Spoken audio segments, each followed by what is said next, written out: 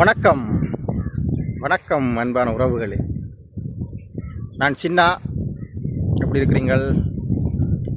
நல்லா காற்றடிக்குது, சூப்பராக இருக்குது. ஆனாலும் கொஞ்சம் வெக்கதான். ரைட். இன்றைய தினத்தில் ஒரு முக்கியமான விஷயத்தை பற்றி ஒரு கலந்துரையாடல். உங்களுக்கும் தெரிஞ்ச விஷயங்களை பகிர்ந்து கொள்ளுங்க. மற்றது யாரும் விதமான அனுபவங்களுக்குள்ளே போயிருந்தீங்கன்னு சொன்னால் அதையும்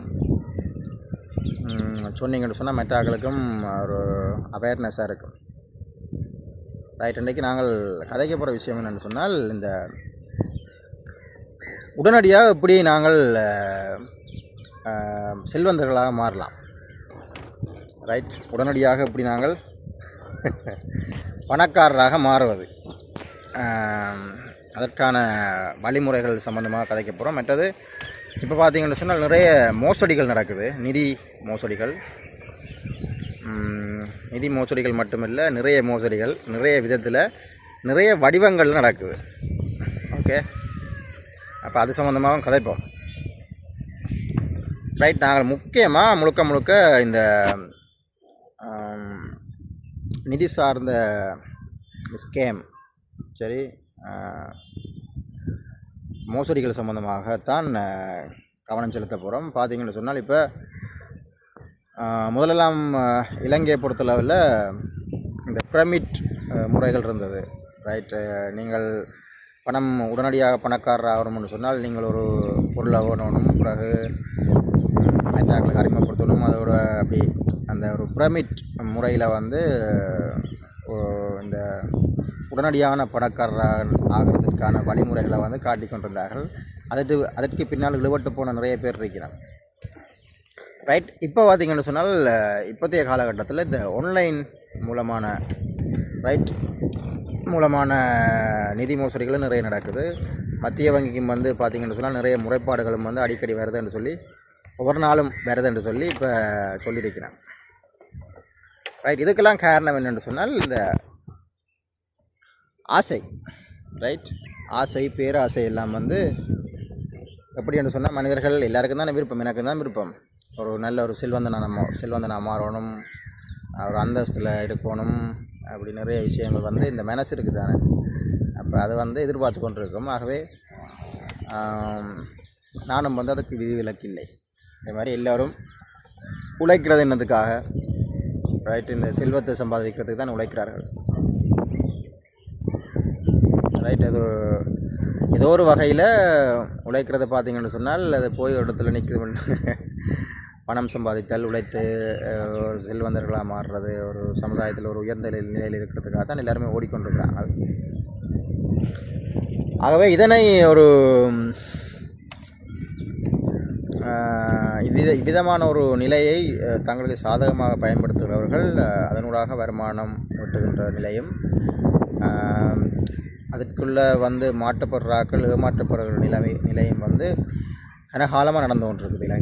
இலங்கையில் மட்டுமில்லை, வெளிநாடுகள்லையும் இது இருக்குது. ஓகே, அது ஒரு பக்கம் இருக்க, உடனடியாக செல்வந்தர்களாக வரலாம் எப்படி என்று சொன்னால், உங்களுக்கு தெரிஞ்ச விஷயங்களையும் சொல்லுங்க. திடீரென்று ஒரு அதிர்ஷ்ட லாப சீட்டு எடுத்தோம்னு சொன்னால், ரைட், ஒரு 8 கோடி ரூபாய், ஒரு 9 கோடி ரூபாய், 10 கோடி ரூபாய் விழுமன்ற மாதிரி ஒரு அதிர்ஷ்ட லாப சீட்டு எனக்கு சின்ன ஞாபகம் இருக்குது. இந்த அயோதா மகாஜன அப்படிலாம் லொத்தர்கள் இருந்தது. சரி, அபிவிருத்தி லொத்தர் சபையால், இலங்கை அபிவிருத்தி லொத்தர் சபையால் வெளியிடப்படுகிற லொத்தர்கள், அதிர்ஷ்ட லாபச்சீட்டுக்கள். பின் அதனூடாக ஒரு சிலர் உண்மையாகவே பணக்காரர்களாக திடீரென்று ஆகியிருக்கிறார். ரைட். அதிர்ஷ்டம் தானே.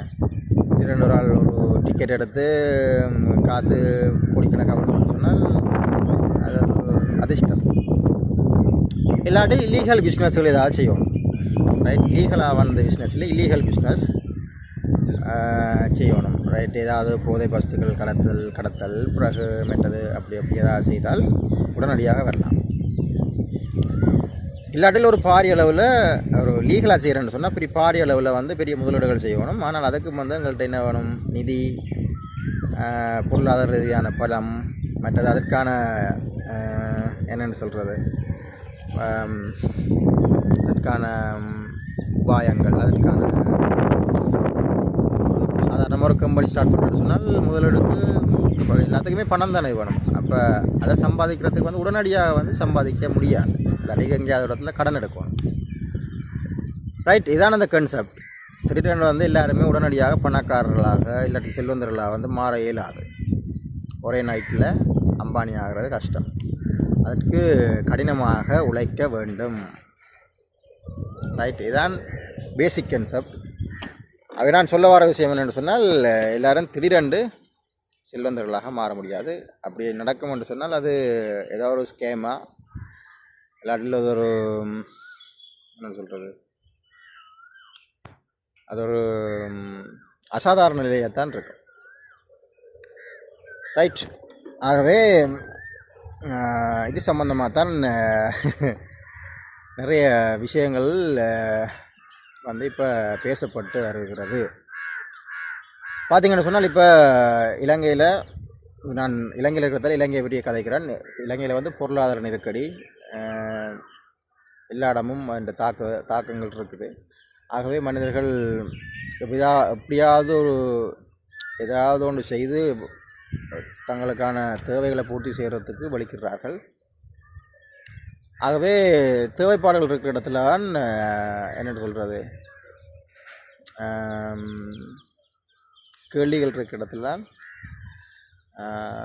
அங்கே நிறைய நிரம்பல்கள் அந்த தேவையை பூர்த்தி செய்வதற்கான வழிமுறைகளும் வந்து ஆராயப்படும், தேடப்படும்.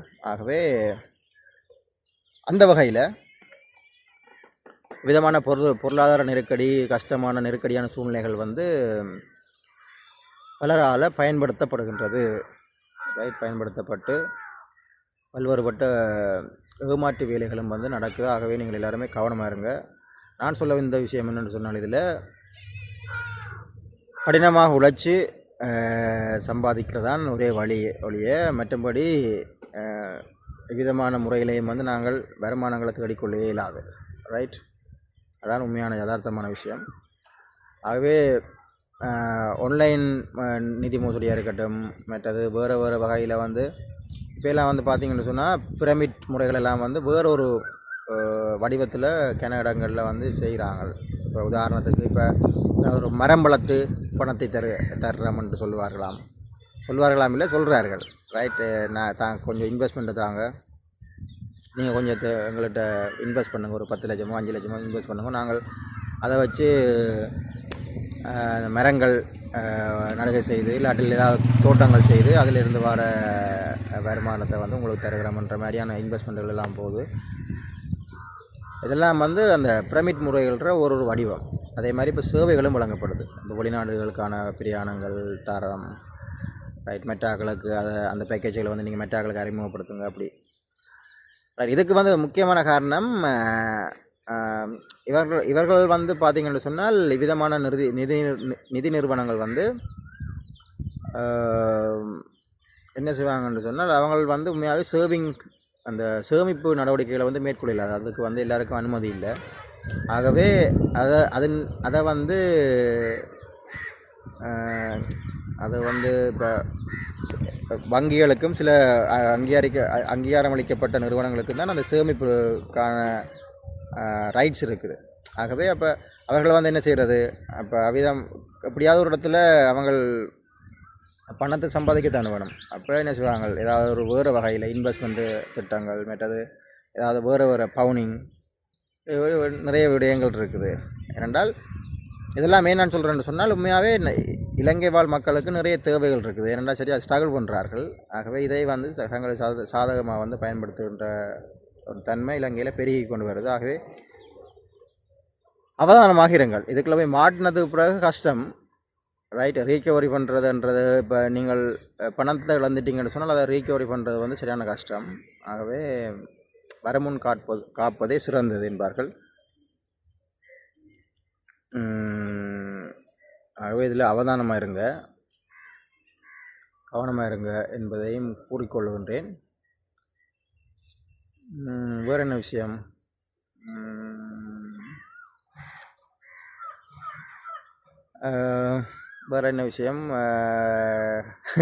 நல்ல ஒரு நிலைக்கு உலகத்தில் நீங்கள் ஒரு சமுதாயத்தில் ஒரு நல்ல நிலைக்கு வரணும்னு சொன்னால் கடினமாக உழையுங்கள்.